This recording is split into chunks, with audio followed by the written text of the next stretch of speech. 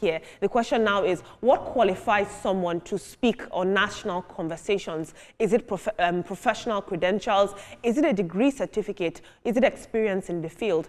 Some might argue, and this is not because me and Verydarkblackman are friends, some might argue that the NBA was attempting to bring an outside voice into a national conversation for the purpose of representation and his first-hand experience, but they're getting a lot of backlash. What are your thoughts on this, Atoma?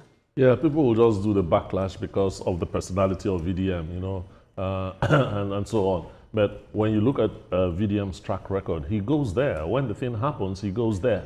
You know, he gets first-hand experience. There are a lot of narratives that he has that the average Nigerian doesn't have.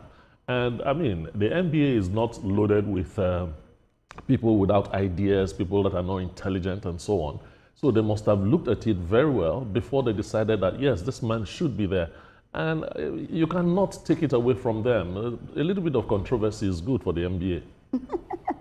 For me, I hate the fact that we are discriminating and saying that why should he be there? Anybody can be there. In fact, I can be there to also share my opinion. So for me, that's what I don't like. He's a human being as well. Although I'm not such a great fan of Verydarkblackman, but for this particular one, I believe that, you know, it's only right for him to share, you know, his ideologies there because he has first-hand information. Oftentimes, he's always there when all these things are happening. And there's something I want people to know. There's a saying we say in Ghana, I don't know if they say it in Nigeria as well, the gatesman can even give you the key to the king. So nobody's advice is just nothing. You know, what he said is something that can be taken and implemented well. We should not discriminate, not because you don't agree with him or agree with his past, and people change. So I don't see the basis for this conversation. As long as he was there and he made sense, you know, he wasn't talking politics, he was talking insecurity, and we know that we're facing a serious insecurity in Nigeria. So anywhere we will pick advice from, anybody that can tell us what to do, we'll definitely pick it up. So it's well done to Verydarkblackman. Rhea, if the gate man gives the key to the wrong person, the king will fire the gate man, or the gate man will be locked up in prison. No, that's not what. No, I get that. I'm just playing on the words, yeah. Right? So the fact that VDM is there, I mean, was there to talk about, you know, in his own account, what he's seeing, you know, concerning the insecurity we're facing in Nigeria. Do not forget that Verydarkblackman is also a Nigerian. He's also seen some of these things firsthand. As an activist that he calls himself, you know, he's led, you know, some youths, you know, to call for or to clamor, you know, for good governance, etc., etc. So if the NBA invited him as eyewitness, as someone who has got something, you know, from his own account to share, I do not think he's out of the blue. We know that the bar also invites eyewitnesses whenever they are prosecuting cases. They go into the court, they put them in the witness box to talk about what they've witnessed one way or the other. So Verydarkblackman being there, because of his controversial stance, that's why people are raising eyebrow. I do not see anything wrong in NBA inviting Verydarkblackman to, you know, be on the panel or to serve as a panelist, you know, for that discussion. It's quite different from when they invited Portable, who climbed the what's it called, the speaker, I mean, the crane that carries the speaker, you know, and then it had this display. But it's just quite interesting that this thing is taking the shine off the NBA conference. I guess it's deliberate. Yeah, absolutely. Thank you very much for your input, team. Good. Let's move on to a very serious matter where Omoyele Sowore says that he may have been under surveillance in Port Harcourt after his team discovered what he described as an electronic tracking device under a security vehicle. Now, the African Action Congress presidential candidate says that he and his associates noticed what they described as strange movements around them after they attended a gathering that was organized by a K-hikers group. They then switched vehicles, and later they discovered a device underneath the vehicle they say they'd been using. Let's watch together. On house yesterday. I was planted in my car.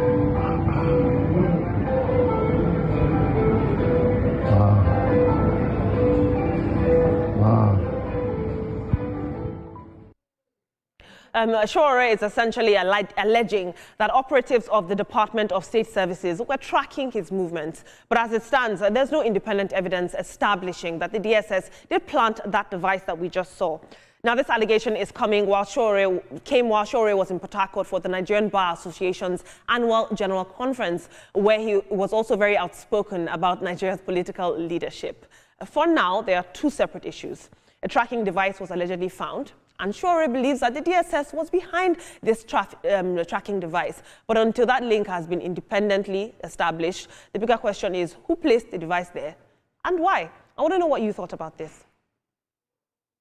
Boyo Balogun says, this looks like another attempt by Shore to create an unsubstantiated narrative against the DSS. It is easy to make allegations, but proving them is the real challenge. The DSS has more important security responsibilities than being dragged into conspiracy theories.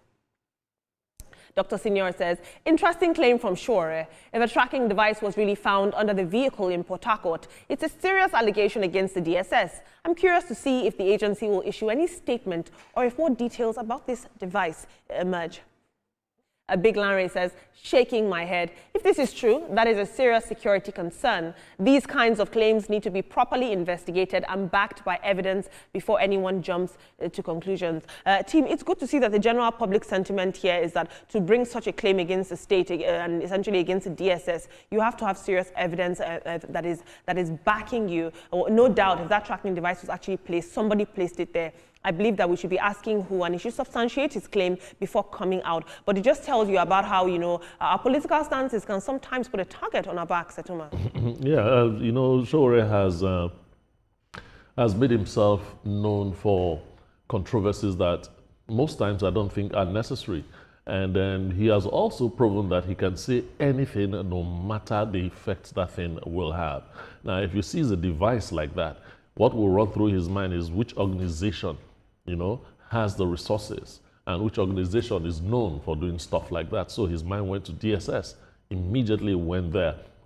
That's not to say that he shouldn't have said that, but I mean, that's vintage Shore. He will say it and then you can decide to prove it later. He doesn't really mind, Tracking him, I don't know what the laws of Nigeria say about those kind of stuff, but it's always a cause for concern if you are the target. Thank God we have allegedly in this particular story. This man is a drama king for me. That's just how I see him. He just comes up with, different things, and I'll leave it there. Yeah, that device is actually a Spytek GL300 real-time GPS tracker housed in a magnetic case, because I was wondering why that thing is in a case. Maybe he forgot to remove it in a case before he now said it's a tracker, but then because it's waterproof. But because of Shore's harassability, it's very difficult to believe anything that comes from him. But he's woman, he's an activist, he's also a presidential candidate. So, so whatever he says, we may not want to take it with a pinch of salt. But I'm wondering, why would the DSS want to spend a huge amount of money, tracking Shore? For what reason? They've said, do not leave Abuja, and you're not expected to leave Abuja. So I do not know. Maybe he's looking in the wrong direction. If that device did not emanate from him or from his gimmicks, truly, if it is planted by somebody else, maybe he should be looking elsewhere. It may not be the DSS, it may be somebody who is actually looking for Shore, and he needs to just, watch his back. Ibrahim, I also think that he sees himself so much, honestly speaking. And him, I have to say, on a simultaneously lighter but also serious note, they don't need to track him. Everything he does is on social media. Let's be honest. He tracks himself. Let's move on to a very serious matter involving a minor, where a disturbing incident at Amazing Grace Amusement Park in Ipaja, Lagos, has sparked outrage after a young girl's sister allegedly caught a man trying to touch her 10-year-old sister inappropriately. Now, the girl's sister was reportedly livid after catching the man trying to molest her sister and confronting him, but she didn't stop there. This woman reportedly returned with male members of her family, and the group proceeded to then beat the man up in what has now become a mega viral video. Let's have a look. Child, man was molesting, took her to the bathroom in Amazing Grace Park in Ibadan. The manager, they were saying it's not the first time that the man is doing it all. And he said he has a child and a wife at home. Rest already. Took her to the bathroom, asking for a number. You are attracted to a child. As expected, that incident you just watched has sparked outrage online, and many are expressing anger over this alleged attempt by this man involving a child. But other people are asking whether the family's retaliation crossed the line. The footage told the story. They essentially beat him up quite badly, and some of it was, in fact, so unsafe for broadcast that we couldn't play it here. As it stands, there's no confirmed information that this man was arrested or formally charged. So while the allegation of allegedly molesting a minor is disturbing, I think the question we should be asking is, when you catch somebody targeting a child, is confrontation understandable, or should we take laws into our own hands? Let's have a look at social media. Vincent says, a child should be able to learn and have fun without an adult violating her trust or safety. The instructor should be held accountable, and children must always be protected. I agree. Tech Startup says, this is a serious allegation. What happened to allegedly? Well, never take the law into your own hands. Allow appropriate authorities to handle the matter. Now, team, some context for you, a backstory. This is a short segment, so we can't always tell the extensive story. This man apparently has done it before. You know, when she came out on social media, people were commenting on her page saying, I know this man. You know, I took my younger sister there, I took my niece there, and he's notorious for, you know, cornering girls, young children, female children in toilets and molesting them. And the family members of this boy said, this is the last child of this that you ever touch, Etoma. Yes, pedophilia is a heinous crime. I mean, nobody should take it lightly, you know. And if this man is a serial pedophile, the best thing to do is not to beat him up, is to hand him over to the police. You know, I think the family crossed the line, but it could be very frustrating, you've now very taken this annoying. out of the justice system, essentially. Yes. However, it could be very annoying to see that your younger sister, maybe the youngest in the house, is being inappropriately touched by somebody old enough to be her father, you know. So emotions will run high. But no matter what happens, next time, please don't just beat the guy, hand him over to the police. Well, I don't subject to violence, but who wears the shoes knows where it pinches them.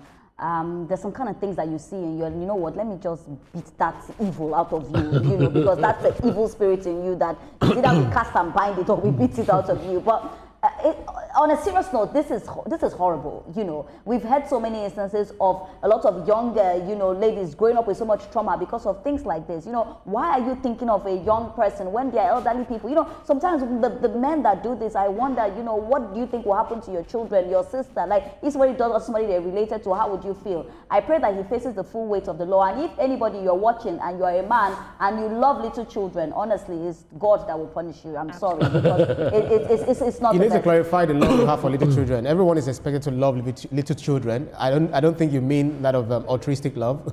Really, I didn't get the point I'm saying. Right. So I guess the family actually went overboard, you know, attacking this guy, because one thing is we've not seen a video of him touching the girl indecently, and then I believe that they can actually.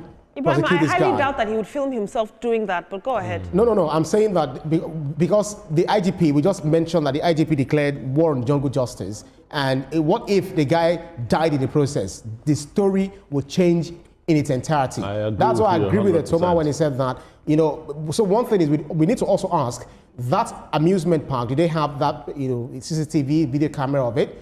You know, and I think the girl was being instructed on how to swim. That's why we should have a female trainer to train a female person, a male trainer train a female person. These are some of, female to female, male to male. This is the best way to avoid all this kind of nonsense, right? But if the guy is found wanting and there are evidence or evidences to prove that he did that, then he should be prosecuted. But if they are not, they should be careful with jungle justice. Thank you for your very interesting perspective, team. We've got to race on now. And team, I'd like you to be mindful of our time going forward. Now, veteran Nollywood actress Ronke Oshodi is getting people talking after she openly admitted that money, rather than political loyalty, could determine whether she campaigns for a politician. In a video that's now going viral from the digital talk show Africa A-List, Ronke Oshodi told her audience that if they ever see her publicly supporting a politician, they should understand that she's looking for something to put food on her table. Let's watch together. Anybody,